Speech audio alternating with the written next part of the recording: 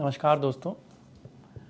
Usually आप लोगों को मालूम है कि मेरे चैनल में मैं सेंसेशनल थंबनेल्स नहीं बनाता हूँ।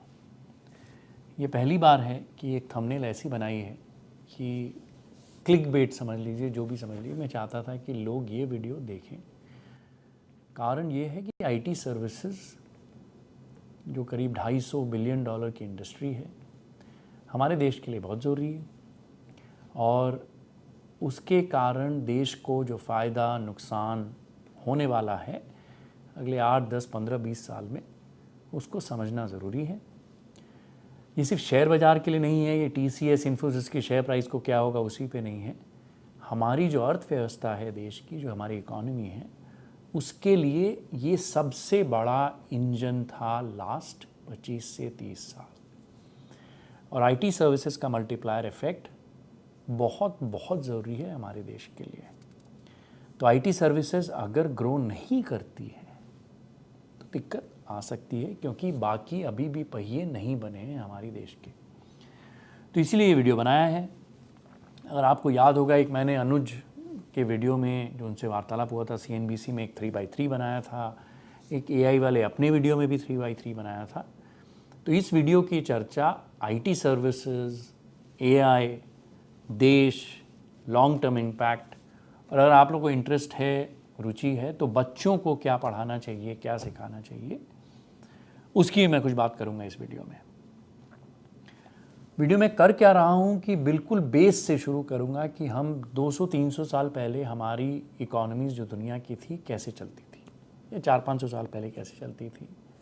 फिर इंडस्ट्रियल रेवोल्यूशन से क्या हुआ, मशीनों से क्या हुआ, फिर दिमाग की कंपनियां जो हैं उनका क्या हुआ, और इसके कारण AI से क्या इम्पैक्ट आएगा, आईटी सर्विसेज में क्या इम्पैक्ट आएगा, भारत के लिए क्या इम्पैक्ट आएगा और हमें क्या करना चाहिए।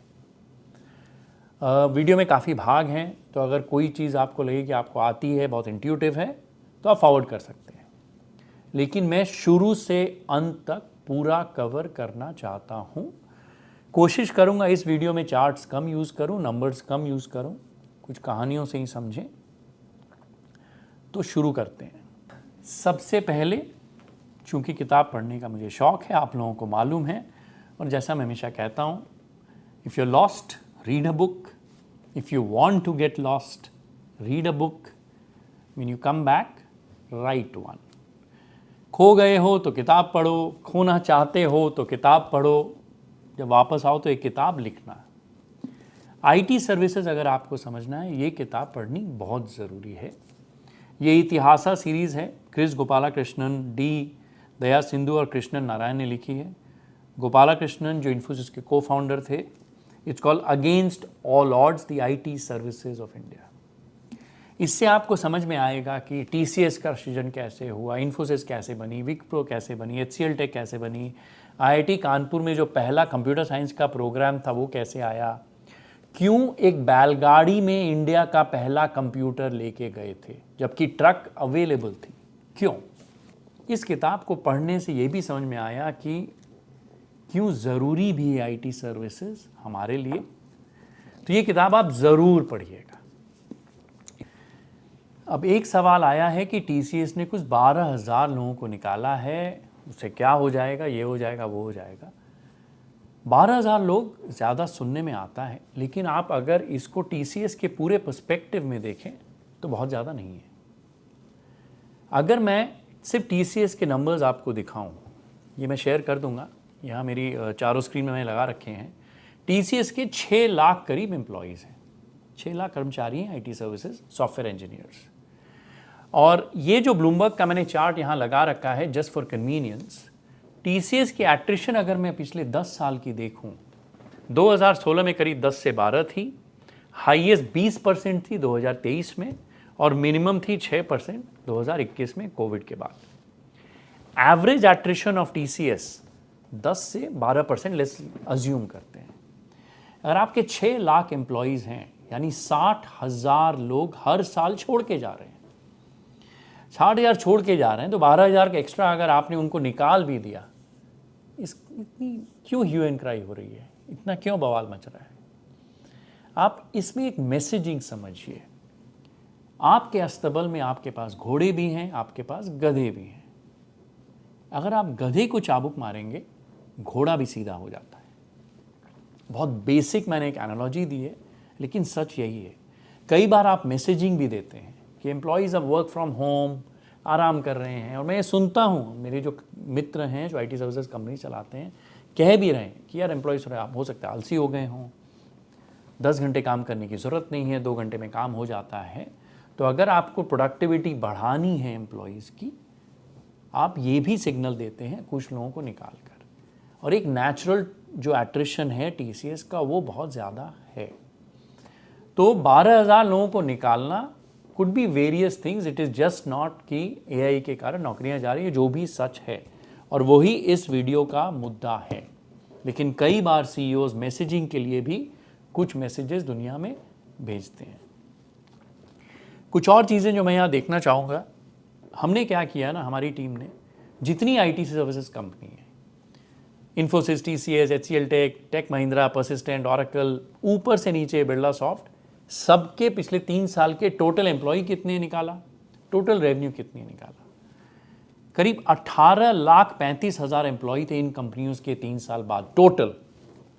इस साल टोटल 18,23,000 हैं, 18,23,000, basically flat over 3 years। Total employee की salary, which is what matters more, कि आपके एम्प्लॉय कितने और कितनी आप तनख्वाह दे रहे हैं, 4,09,000 करोड़ थी। तीसरे साल 4,33,000 करोड़ ही हुई है। Salaries are growing less than inflation in total. ये ज़्यादा ज़रूरी है। अगर मैं पूरी की पूरी IT सर्विसेज इंडस्ट्री को एक्स्ट्रापोलेट करता हूँ कि यहाँ तो ग्लोबल कैपिटलिटी सेंटर्स की नहीं बात आई है, बिकॉज NASSCOM डेटा में आ जाएगा, तो मैंने मोटा मोटी जो एनालिसिस करी थी, अगर मैं TCS से बड़ी कंपनी से लेके सबसे छोटी कंपनी के रेवेन्यू ऐड कर दूँ, एम्प्लॉयज़ ऐड कर दूँ, एम्प्लॉय सैलरी ऐड कर दूँ, तो इंडिया का टोटल IT सर्विसेज 200 से 250 बिलियन है। एग्जैक्ट नंबर मुझे नहीं मालूम, लेकिन ये एग्जैक्ट नंबर की बात भी नहीं है। यहाँ मैं 10वें डेसिमल तक आंसर दे भी दूँ तो उससे कोई फर्क नहीं पड़ता। This is the trend analysis. Let us assume 250 billion है, 250 बिलियन टोटल रेवेन्यू है।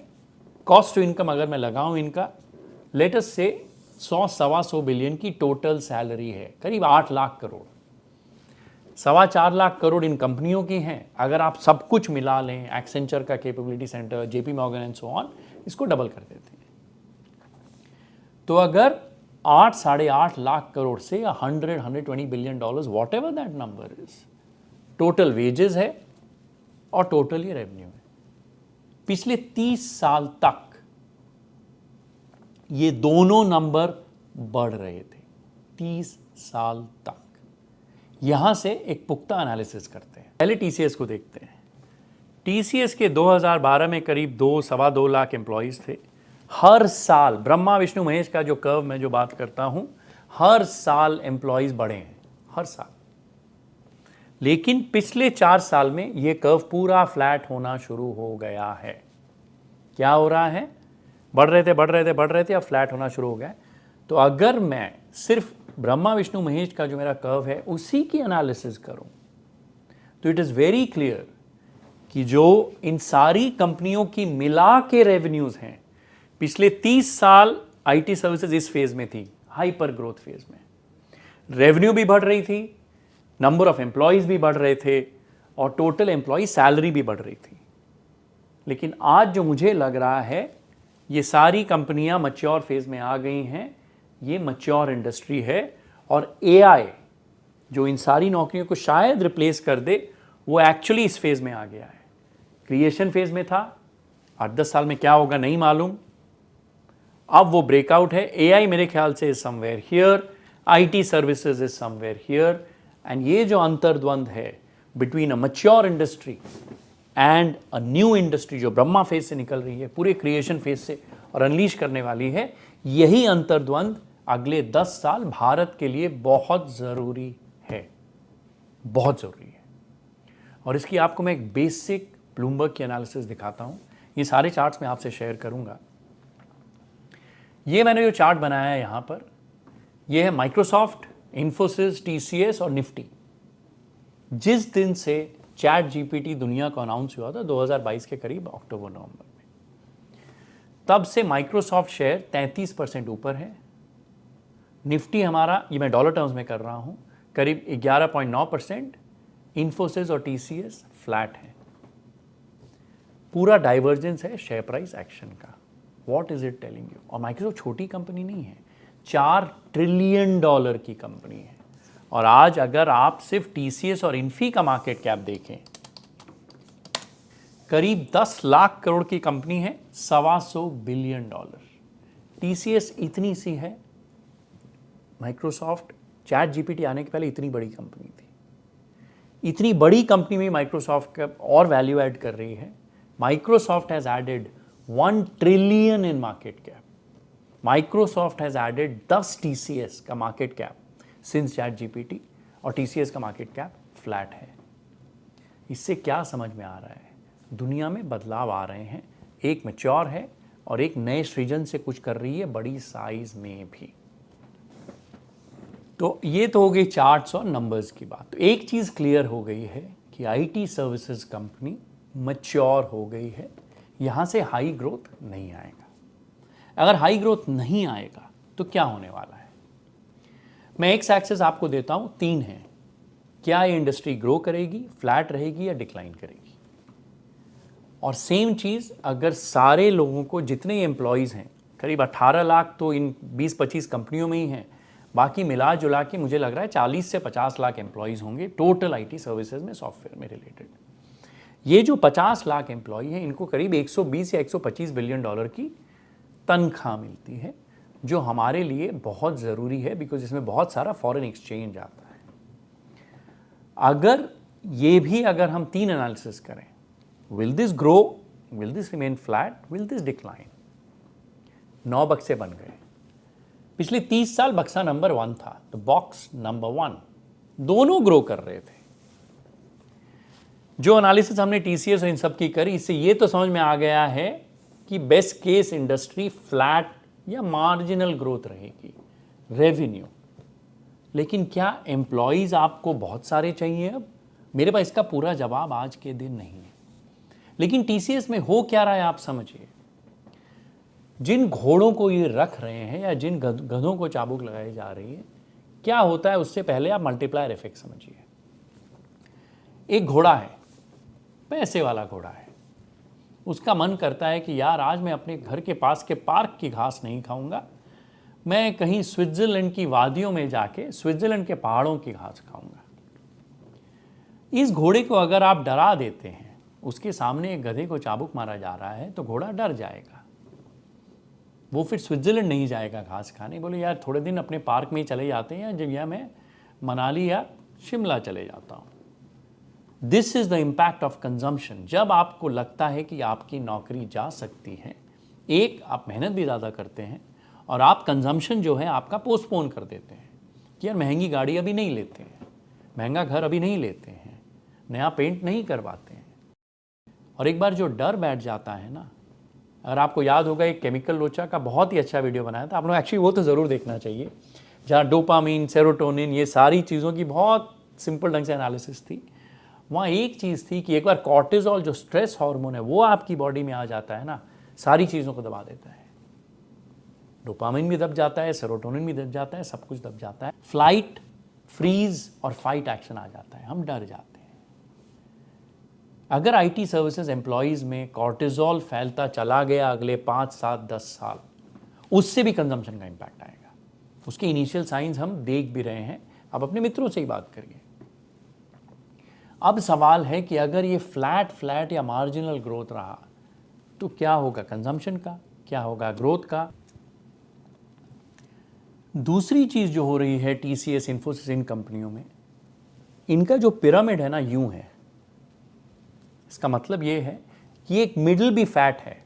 जो लोग लेट्स से 40 से 55 साल के हैं, आज 15-20 साल से इन कंपनियों में नौकरी कर रहे हैं, अच्छी तनख्वाह मिल रही है, और जो बेस एम्प्लॉय है, जो नए लोग हैं, इनको तो ये कंपनियां 3.5-4 लाख एंट्री एम्प्लॉयज़ को दे रही हैं। मुझे लग रहा है हो क्या रहा है ना, मिडिल में काफ़ी लोगों को निकाला जा रहा है।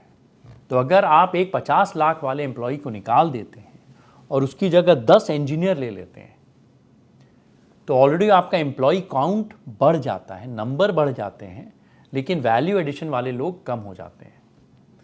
दूसरी चीज़ ये भी मुझे लग रहा है हो रही है कि अगर आप एक आम सॉफ्टवेयर इंजीनियर को एक एआई का अच्छा टूल देते हैं, AI is like a machine, human और मशीन, इंसान और मशीन जब साथ आते हैं कमाल होता है, और यही बेसिक है पूरी दुनिया के बदलाव का। तो क्या आपको 40-50 लाख के बहुत सारे एम्प्लॉय चाहिए, या 5 लाख से 15 लाख के एम्प्लॉय को आप एआई दे दे, क्या ये इसकी तरह थोड़ा बहुत काम कर सकता है? This is yet to be proven, but initial science है कि सॉफ्टवेयर में ये हो रहा है। सॉफ्टवेयर में ऐसा क्यों हो रहा है, इसके लिए मुझे आपको बहुत पहले ले जाना पड़ेगा, जब हम इंसान सिर्फ किसान थे। अगर मैं कहानी वहाँ से शुरू करूँगा, बहुत बेसिक से मैं एआई तक आऊँगा, तो आपको शायद समझा पाऊँ कि ऐसा क्यों हो रहा है। 500,000 साल पहले, इंडस्ट्रियल रेवोल्यूशन के पहले, स्टीम इंजन के पहले, जब कोयले से ऊर्जा निकाल के हमने मशीनें बनाई, उसके पहले इंसान आमतौर पे सिर्फ किसान था। किसान का काम क्या है? खेत जोतना, बीज डालना, जब फसल आ गई काटना, लेके आना, खुद इस्तेमाल करना, खुद कुछ बाजार में बेचना। सो सबसे पैसे वाला कौन होगा? जिसके पास सबसे ज़्यादा हाथ और पाँव है, यानी सबसे ज़्यादा लेबर फोर्स है, फिजिकल लेबर। तो सबसे ज़्यादा पैसा उसके पास है जिसके पास सबसे ज़्यादा टोटल ताकत है। ताकत कौन सी? ज़्यादा से ज़्यादा खेत जोने की। तो जिसके ज़्यादा बच्चे हैं, जो ज़्यादा लेबर यूज़ कर सकता है, तो टोटली आपका वर्चस्व, चाहे वो पैसे का हो चाहे वो पावर का हो, सिर्फ ताकत से था। कौन ज़्यादा बाहुबली है इन टर्म्स ऑफ कितने लोग हैं उसके पास। फिर एक चीज़ होती है हॉर्स पावर। हॉर्स पावर क्या है आप समझिए। हमारे यहाँ बैल यूज़ करते थे खेत जोतने के लिए, बाहर की दुनिया में घोड़ों का भी इस्तेमाल होता था, सारे काम घोड़ों से होते थे। अब जहाँ मशीन बनी,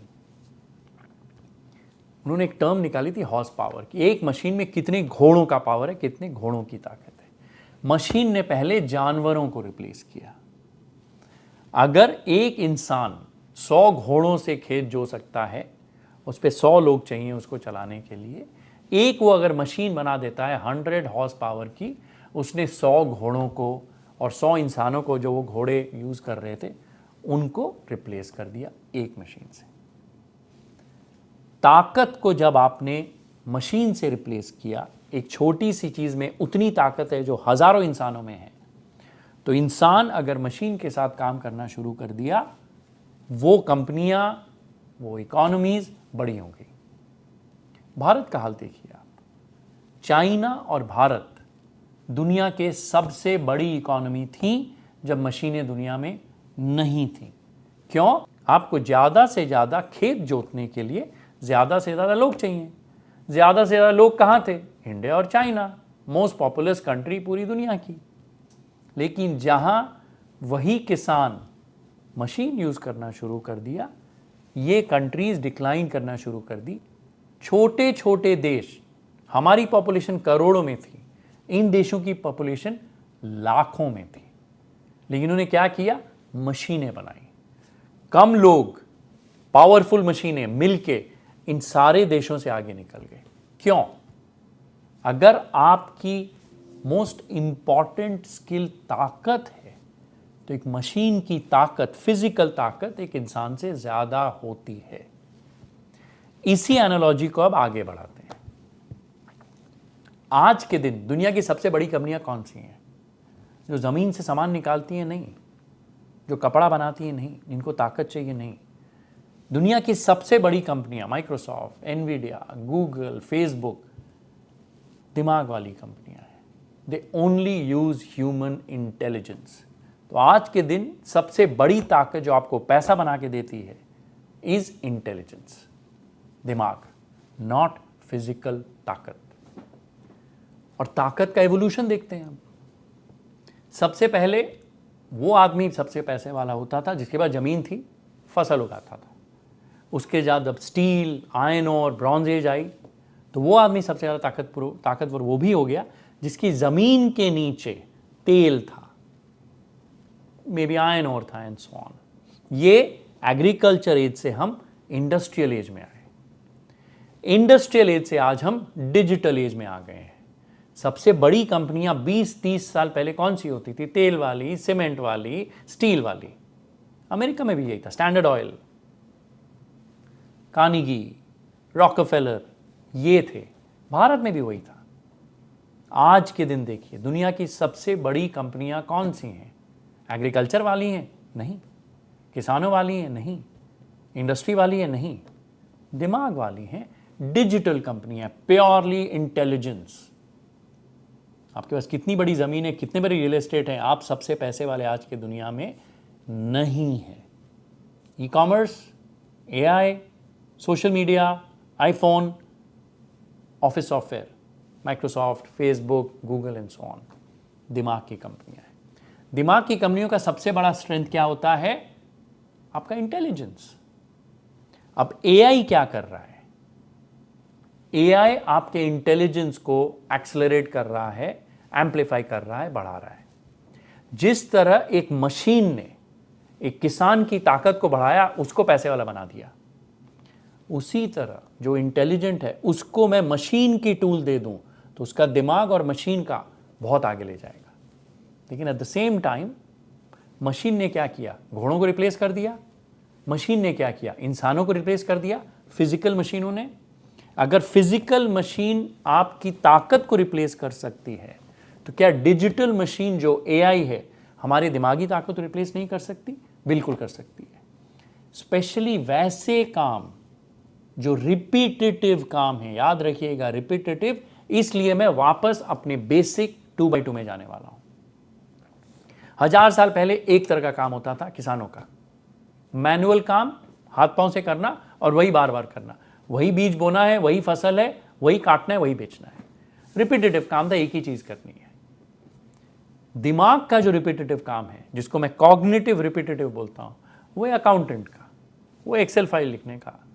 वही काम सॉफ्टवेयर लिखने का भी काफी रिपीटेटिव भी है क्योंकि स्ट्रक्चर्ड है। फिर एक काम है मैनुअल नॉन रिपीटेटिव, जो है nurse, physiotherapist, yoga instructor and so on. मुझे नहीं लगता है ये काम अगले 20-30 साल रिप्लेस होंगे।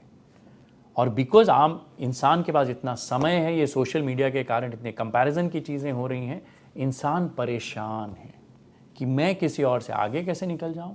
वो एक ऐड आता था ना ललिता जी का, मेरी साड़ी उसकी साड़ी से सफ़ेद कैसे। पूरी दुनिया इसी में है, पूरी दुनिया डोपामीन किकर के पीछे पड़ गई है। वो केमिकल लोचा वाला video, again I will come to that, worth watching. तो मेंटल हेल्थ इश्यूज़ हैं। मेंटल हेल्थ आपको रिजॉल्व करना है, आपको इंसानों से बात करना पड़ेगा।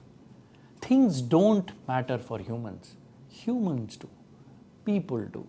सो you know this manual non repetitive जो येलो बॉक्स है, नए व्यापार अगर आपके बच्चों को शुरू करने, अगर एंटरप्रेन्योर्स को शुरू करने हैं, ऐसे व्यापार यूज़ करिए जहाँ इंसानों की ज़रूरत है। बहुत काउंटर इंट्यूटिव बात बोल रहा हूँ, लेकिन फ्यूचर के व्यापार आप सरप्राइज्ड होंगे, भले ही स्केल ना हो बट सस्टेनेबल होंगे। और फाइनली जो सबसे रिस्की है वो है कॉग्निटिव, दिमाग से काम करने वाला क्रिएटिव काम, जो हमें लगा था कभी रिप्लेस नहीं होगा, वो एआई रिप्लेस कर रहा है। And this is the biggest threat to all of us, including IT services. क्यों मैं कह रहा हूं कि आईटी सर्विसेज का टोटल एम्प्लॉयमेंट अब मैच्योर हो गया है, यहां से नहीं बढ़ेगा। हम जो लाखों इंजीनियर बना रहे हैं सॉफ्टवेयर वगैरह के लिए, उनको नौकरियां नहीं मिलने वाली है, तादाद में नहीं मिलने वाली है, थोड़ी बहुत ज़रूर मिलेगी। इसका मैं सिंपल उदाहरण देता हूं क्यों। अब जो दुनिया आ गई है वहां आपको एक तेज घोड़ा चाहिए, 1 लाख गधे नहीं चाहिए। मेरी भाषा आप लोगों को शायद अच्छी ना लगे, आप लोगों के मैं अपशब्द बोल रहा हूं, मैं किसी का इंसल्ट करने की कोशिश नहीं कर रहा हूं। अगर मेरे को रीफ्रेज करना है, इट इज़ लाइक मुझे एक स्ट्रांग मगरमच्छ चाहिए, 1 करोड़ छिपकलियां नहीं चाहिए। इसका मतलब आप समझिए क्यों। मीरा मूर्ति ओपन एआई में सॉफ्टवेयर इंजीनियर थी, she was the architect, she was one of the most important employees. Mark Zuckerberg, Meta के, फेसबुक के फाउंडर ने मीरा मूर्ति को $1 बिलियन की सैलरी दी है, 8.5 से 9 हजार करोड़ की, एक इंसान को। एक तेज घोड़ा अब चाहिए, एक तेज मगरमच्छ चाहिए, बहुत सारी छिपकलियां नहीं चाहिए। You need one force. उन्होंने मना कर दिया, वो अपनी कंपनी शुरू कर रही है। What does it tell you? Mark Zuckerberg खुद ही आपको सिग्नल दे रहे हैं कि उसको 10,000 इंजीनियर नहीं चाहिए, उसको 4 से 5 घोड़े चाहिए जिनको एआई का टूल दे दे, पूरा कोड वही लिखेंगे, सब कुछ वही करेंगे। तो आपको 8-8, 10-10 हजार लोगों की अब जरूरत ही नहीं है। ये पहला सिग्नल है। आपको मालूम मेरी सबसे बड़ी चिंता क्या है भारत को लेके? कि जो 50 लाख लोग हैं, अगर 50 लाख ही रहे तो बेस्ट आउटकम है इंडिया के लिए, कि 50 लाख लोग ही हैं फ्लैट, और तनख्वाह 1 लाख करीब $100 बिलियन की है flat. This is the best possible outcome. लेकिन अगर ये 50 लाख की जगह 10 लाख लोगों को निकाल दिया गया अगले 8-10 साल, then it is terrible for the Indian economy. Mark my words, it is terrible. इसीलिए हमें एक नया इंजन चाहिए। राज कपूर जी का एक गाना था, मेरा जूता है जापानी, पतलून इंग्लिस्तानी, उसका मैंने अपना वर्जन बनाया है। मजाक में मैंने एक वीडियो में आप लोगों के लिए डाला भी था। लेकिन मेरे हर मजाक के पीछे ना मैं कोशिश करता हूँ कुछ सीरियस बात कर ही जाऊँ। मेरे फैक्ट्री की मशीन है जापानी, मेरी हवाई जहाज का इंजन है इंग्लिस्तानी, रोल्स रॉयस का, तेल और मिग 21 मेरा रूसी, सिर्फ आईटी सर्विसेज था हिंदुस्तानी। अगर आईटी सर्विसेज मैच्योर हो गया और ये मशीनें भी हमारी नहीं हैं, तेल भी हमारा नहीं है, डिफेंस भी हमारा नहीं है, कहाँ जाएंगे अब ये चार्ट की तो मैं हमेशा बात करता हूँ कि 4 ही चीज़ लाइफ में हो सकती है, large profit, small loss, large loss, और लार्ज लॉस हमको अवॉइड करना है।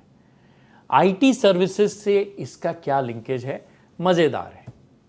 पिछले 30 साल आईटी सर्विसेज ने आपको हर साल स्मॉल प्रॉफिट देती गई। कैसे? शुरू हुई, फिर थोड़ी हायरिंग हुई, इन्फोसिस का आईपीओ हुआ, टीसीएस का आईपीओ हुआ, करते करते करते करते 1000 लोग, 2000, 5000, 10,000 करते करते आज 50 लाख का एम्प्लॉयमेंट है, 250 बिलियन के एक्सपोर्ट्स हैं और करीब 100-125 बिलियन की रेवेन्यू है। तो ये स्मॉल प्रॉफिट इतने सालों का करते करते आज एक लार्ज प्रॉफिट बन गया है, लार्ज आउटपुट बन गया है, इकोनॉमी के लिए बहुत लार्ज बन गया है। लेकिन अब तो मैच्योर हो गया है। पहला स्मॉल लॉस आना शुरू हो गया है टीसीएस में। What is the small loss in TCS? थोड़े एम्प्लॉय निकाल दिए, थोड़ी रेवेन्यू कम हो गई। लेकिन ये स्मॉल लॉस अब बढ़ते बढ़ते बढ़ते बढ़ते अगर आप 10-20 साल पकड़ें, अगर हमने जो नया सृजन एआई में काम नहीं किया खुद, और कुछ मैन्युफैक्चरिंग या सर्विसेज का नया इंजन नहीं ढूंढ पाए, ये स्मॉल लॉस तो टोटल लार्ज लॉस होता दिख रहा है। लेकिन अगर आईटी सर्विसेज का लार्ज लॉस अगले 8 से 10 साल हो गया, this is the largest loss for the Indian economy and our share market. ये जितने शेयर बाजार की बात कर रहे हैं, हाई मल्टीपल, ये वो सब खत्म हो जाएगा। We will be in a depression. और डिप्रेशन का मतलब ये नहीं कि हम ग्रो नहीं करेंगे। इंडिया के लिए डिप्रेशन है 3 से 4% ग्रोथ। हम 7 से 8% हमें ग्रोथ चाहिए अगर हमें करोड़ों यूथ को एम्प्लॉयमेंट देना है, देश को आगे बढ़ाना है। अगर आईटी सर्विसेज स्लो हो जाती है, हमारा 7% जीडीपी ग्रोथ 4.5 से 5 हो जाएगा, 1.5 से 2 पॉइंट का जीडीपी ग्रोथ उड़ जाएगा। स्मॉल लॉस शुरू हो जाएंगे जीडीपी ग्रोथ के, लेकिन ओवर 8 और 10 ईयर्स लार्ज लॉस हो जाएगा। जनता दुखी रहेगी, कोई नया इंजन नहीं होगा, चीज़ों के दाम गिरने शुरू हो जाएंगे, रियल एस्टेट गिरना शुरू हो जाएगा, शेयर प्राइस गिरनी शुरू हो जाएगी, आपका वेल्थ गिरना शुरू हो जाता है। तब लोगों को और गुस्सा आता है। सो ये स्मॉल प्रॉफिट जो इतना बड़ा प्रॉफिट बना है पूरी इकोनॉमी के लिए, ये स्मॉल लॉस में शुरू हो गया है। I hope this does not become a large loss. तो ये जो सरकार कर रही है, पीएलआई, डिफेंस, इंपोर्ट सब्सटीट्यूशन, ये सबसे ज़्यादा ज़रूरी है। ये जो मेक इन इंडिया की होड़ हमने लगाई है, लेकिन वी नीड टू एक्सेलरेट। बहुत चैलेंजेस हैं, मैं चैलेंज में भी नहीं जाऊंगा। मैं व्यापारियों से बात करता हूँ, मेरे दोस्तों से बात करता हूँ, बहुत चैलेंजेस हैं। Dealing with India's corruption is a massive challenge even today. I am a complete patriot, मैं पूरा भारतीय हूँ, लेकिन बहुत चैलेंजेस हैं और वो आसान नहीं हो रहे हैं व्यापारियों के लिए। हम व्यापारियों को इज्जत अभी भी नहीं देते हैं। जब माओ गुजरे थे 1978 में और डेंग जियाओपिंग ने चाइना को के लीडर बने थे, उन्हें दो चीज़ कही थी। चाइना सोशलिस्ट है, कम्युनिस्ट कंट्री है। उन्होंने कहा था to be rich is glorious, पैसे वाला होना अच्छी बात है। अगर आप पैसा ही नहीं बनाएंगे, खुद को स्ट्रांग नहीं करेंगे, आप नौकरियां कैसे खड़ी करेंगे, कैसे लोगों को एम्प्लॉयमेंट देंगे? तो व्यापारियों की इज्जत करना ज़रूरी है देश में। We need strong entrepreneurs, we need rich entrepreneurs, we need hundreds of Birlas, Ambanis and Narayana Murthys and Adanis and entrepreneurs. उनको इज्जत देना बहुत ज़रूरी है, वही नौकरियां क्रिएट करते हैं। यही टाटाज हैं जिन्होंने 6 लाख नौकरियां क्रिएट करी हैं TCS में। उन्हें परेशान करने का कोई मतलब नहीं है। हाँ, मैं समझता हूँ कि कुछ घोड़े हैं, बहुत सारे गधे हैं, यानी करप्ट एंटरप्रेन्योर्स भी हैं, बट चंद करप्ट लोगों के लिए आप अच्छे लोगों को इतना परेशान नहीं करें, जो इंडिया में बहुत ज़्यादा होता है, अभी भी हो रहा है।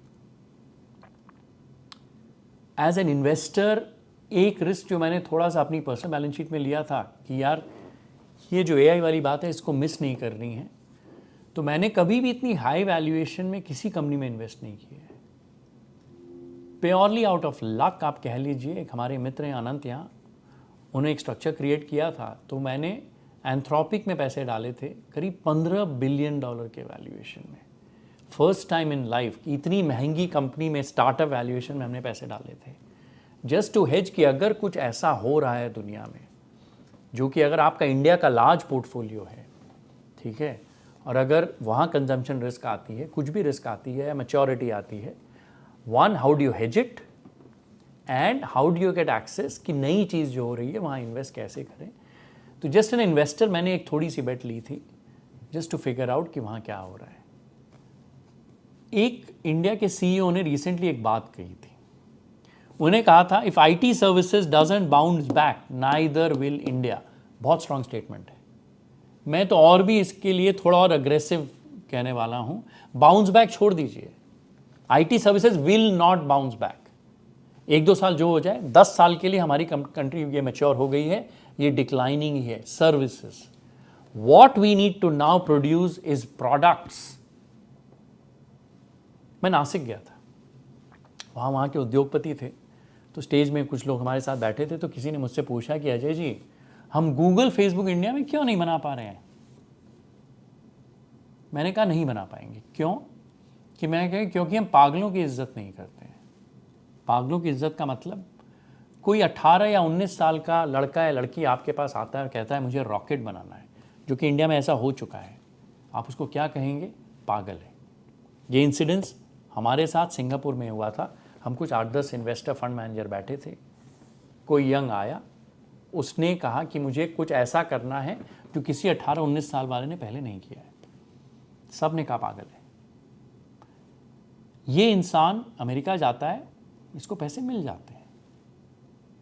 ऐसे पागलों की इज्जत अभी तक हम नहीं कर रहे हैं। जब हम पागलों की इज्जत करेंगे, यार 19 साल का आएगा, रॉकेट बनाए, जाओ बेटा तुमको हम फंड करते हैं, बनाओ रॉकेट। नहीं चला कोई बात नहीं। और एक पागल को कौन समझता है? दूसरा पागल, जिसने खुद संघर्ष करके रॉकेट बनाई है और पैसे बनाए हैं। पागलों की इज्जत तब होगी जो पागल कुछ सक्सेसफुल होंगे। सिलिकॉन वैली में यही हुआ है। पिछले 50 साल से पागल सक्सेसफुल हुए हैं, और एक पागल ही दूसरे पागल को समझता है।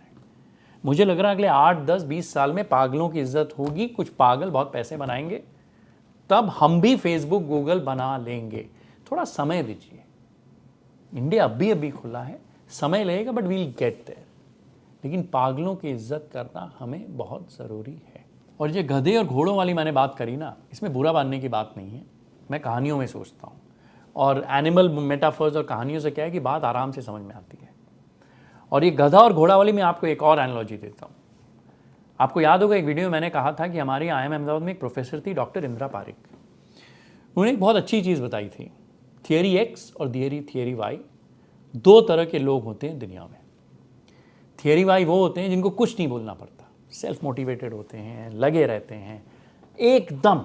किरण मजुमदार थियरी Y हैं, जैसे मैंने उनके बारे में पहले भी कहा है। आज भी उतनी ऊर्जा है, क्या बताऊं। इनफैक्ट एक और सज्जन से मैं मिला कुछ 2 दिन पहले सिंगापुर में, उनका नाम है कुलदीप राठी जी।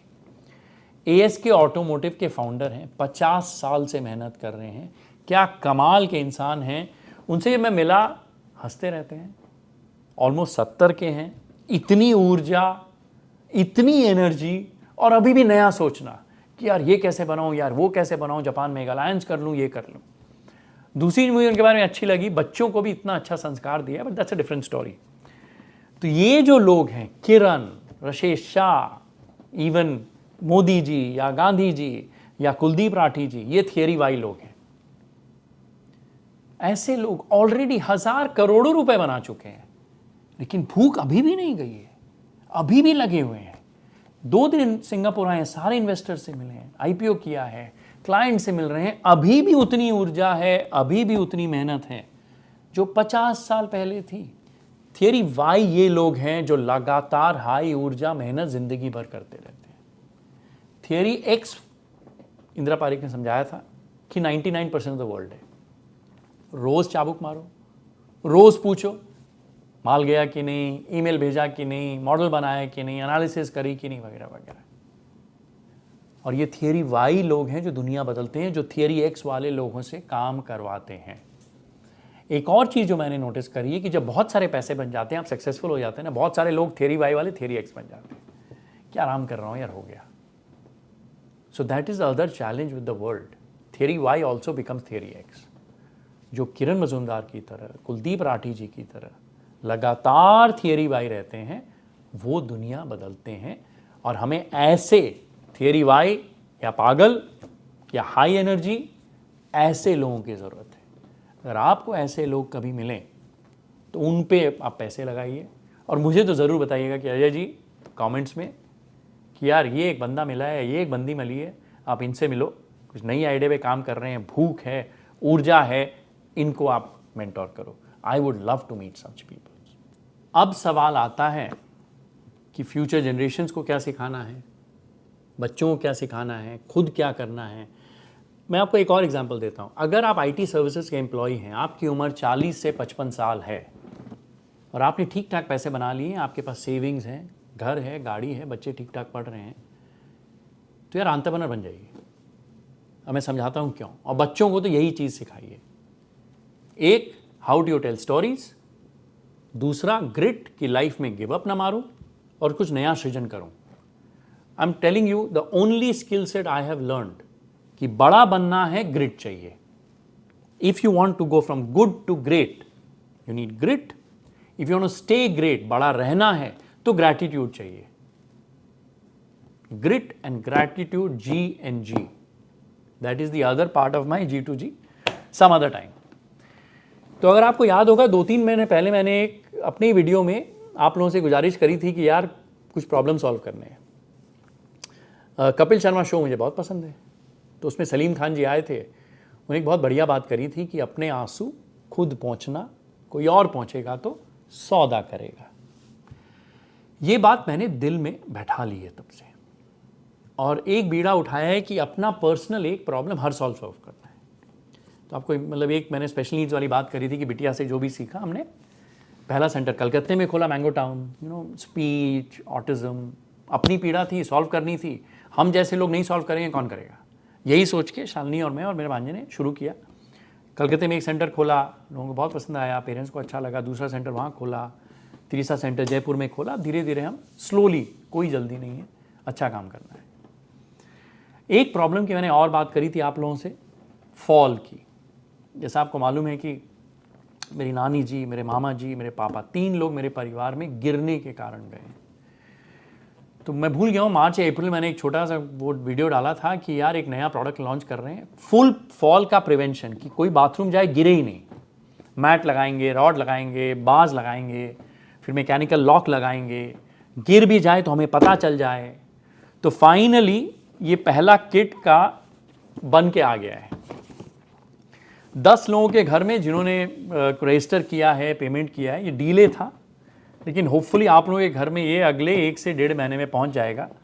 This is all designed in India, made in India completely. तो मैं वही कह रहा हूं ना, अगर आपको मेड इन इंडिया करना है ना, first you have to source in India. और ये मैं सारे उद्योगपति को कह रहा हूँ, स्पेशली उनकी सेकेंड जनरेशन को, कि यार मेक इन इंडिया तभी होगा when you start sourcing in India. तो एक काम करो, ये ध्येय बना लो कि अगले 10 साल में, इमीडिएटली नहीं हो सकता, 10 साल में पूरी सोर्सिंग मैं इंडिया में करूंगा। तो पहले साल या 5 या 10% करो, अगले साल 10 का 20, 20 का 30। If you source in India तो your vendor will start making in India. So दोनों चीज जरूरत है, सोर्सिंग में भी इंसेंटिव मिलना चाहिए, बट एज उद्योगपतिज are entrepreneurs need to be sure कि यार सोर्स भी इंडिया में करते हैं। तो इसका काम क्या है कि ये 2 डिवाइसेस हैं, पूरी हमने यहीं डिज़ाइन करी है। ये अलार्म यूनिट है, ये बाथरूम में लगेगी, मैं देख रहा हूँ। फिर ये बटन्स हैं, अगर कोई भी बुजुर्ग बाथरूम में इमरजेंसी होता है इसको प्रेस करेंगे, अलार्म यूनिट में पता चल जाएगा। फिर क्या होगा, मुझे सिंगापुर में मेरी ऐप में पता चल जाएगा कि मम्मी परेशान है बाथरूम में। दूसरी चीज़ कमाल की है कि इसमें कोई वाईफाई की ज़रूरत नहीं है, हमने इसमें 2G सिम में चलेगा। क्योंकि क्या होता है आमतौर पे ना, बाथरूम घर के कोने में होता है, वाईफाई कई बार नहीं चलता है। तो ये जो डिवाइस हमने बनाई है ये 2G सिम में भी चलेगी, IoT डिवाइस है। 50 KB डेटा भी पास हो गया, पता चल जाएगा मेरे ऐप में मुझे कि कोई परेशानी है। लेकिन एक और चीज़ जो होती है ना, मेरे मामा जी ब्लैकआउट हो गए थे बाथरूम में, हमें पता ही नहीं चला था। तो हमें ब्लैकआउट के लिए भी एक गजब चीज़ करी है, हमने मैकेनिकल लॉक लगाया और सेंसर लगा दिया है। अगर आप कहते हैं कि यार मैं आधे घंटे बाथरूम में रहता हूँ, अगर आप आधे घंटे तक बाथरूम में नहीं निकले तो भी हमारा सेंसर जो मैकेनिकल लॉक में लगा हुआ है ट्रिगर हो जाएगा, मुझे ऐप में पता चल जाएगा, मैं दुनिया में कहीं भी हूँ, कि यार कोई बाथरूम में परेशान है, हमारी एम्बुलेंस जाएगी, उनको इवैक्यूएट, उनको बाथरूम से निकालेगी भी, और जो लॉक हमने बनाया है बाहर से खुल जाएगा, सब्जेक्ट टू प्राइवेसी, और मैकेनिकल है। सब कुछ इलेक्ट्रिकली वायर्ड है कि फूल प्रूफ रहे, ये एज केस है। एक छोटा सा प्रॉब्लम हम सॉल्व करने की कोशिश कर रहे हैं। जो पीड़ा मैंने झेली है, मैं चाहता हूं कि लोग कम झेलें। और मज़ा क्या है ना, जब हमने इस आइडिया पे काम करना शुरू किया, 1 साल हो गए लगे हुए हैं, अभी 10 घरों में टेस्टिंग चल रही है, तो मेरे BHO के 2-3 जूनियर मिल गए। हमारे एक मित्र हैं अतुल तेतांबे, उन्होंने बोला यार कि ये बहुत होशियार बच्चे हैं, मिलना चाहते हैं। मैं मिला, हमने आइडिया पे काम किया। वैभव, अभिनव, गौरव, अव मज़ेदार के बच्चे हैं, आई कॉल देम बच्चे only, amazing boys. 2009, 10, 11 computer science, चारों मिलके हम इस प्रोजेक्ट पे काम कर रहे हैं। तो rod, anti slip mat, anti slip sticker, mechanical lock, और ये पूरी की पूरी डिवाइस भारत। तो होपफुली ये जब 10 टेस्ट हो जाए, आप लोगों के पास मैं जरूर लेके आऊँगा इसको। This is what we should do, solve our own problems, अपने आंसू खुद पहुँचना है और इंडिया को आगे बढ़ाना है। एक छोटी सी शायरी से ख़त्म करूँगा जो आपको पहले भी मैंने सुनाई थी, आज के दिन बहुत रेलेवेंट है। लोहा तू आज भी है, लोहा तू कल भी होगा। लोहा तू आज भी है, लोहा तू कल भी होगा, अपनी या पराई किसकी आग में तपेगा। आज खुद लगा ले आग, नहीं तो कल घिसेगा एड़ियां। आज बन जा शस्त्र, नहीं तो कल बनेगी बेड़ियां। लोहा हमारे में आज भी है, लोहा हमारे में कल भी होगा। For every parent, protection from fall. Idol's the answer, making the